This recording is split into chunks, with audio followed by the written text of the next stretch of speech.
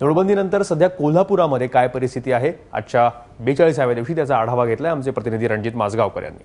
ज्या पाठीमागे तुम्ही बघतात दसरा चौक परिसरातलं जे एटीएम आहे एसबीआयचं, या एटीएमच्या दारामध्ये ही भली मोठी रांग इथं लागलेली आहे। अशा पद्धतीनंच लोकांच्या रांगा या कोल्हापुरातल्या एटीएमच्या दारामध्ये लागतात आणि लोक 2000 रुपये काढण्यासाठी तासन तास या रांगेमध्ये उभारताना दिसत आहेत। कोल्हापुरातले बहुतांश एटीएम बंद असल्यामुळं हा सगळा जो भार आहे तो एसबीआयच्या एटीएमवर पडतो आणि त्यामुळेच अशा पद्धतीच्या या मोठ्या रांगा लागलेल्या आहेत। किती वेळा आतापर्यंत तू एटीएमच्या रांगेत उभा आहे? 30 वेळा महिन्याला।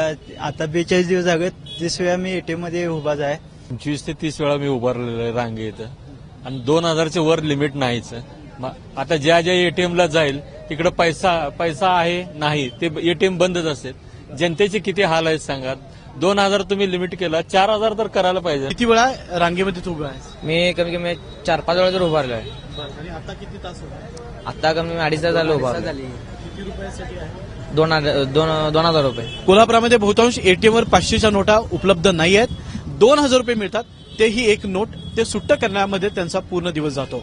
पण तरीही लोक या अपेक्षित आहेत की आपल्यावर जी वेळ आलेली आहे ती जाईल आणि लवकरात लवकर ही परिस्थिती बदलेल अशी अपेक्षा त्यांची आहे। कॅमेरामॅन निलेशसह मी रणजित माजगावकर, एबीपी माझा, कोल्हापूर।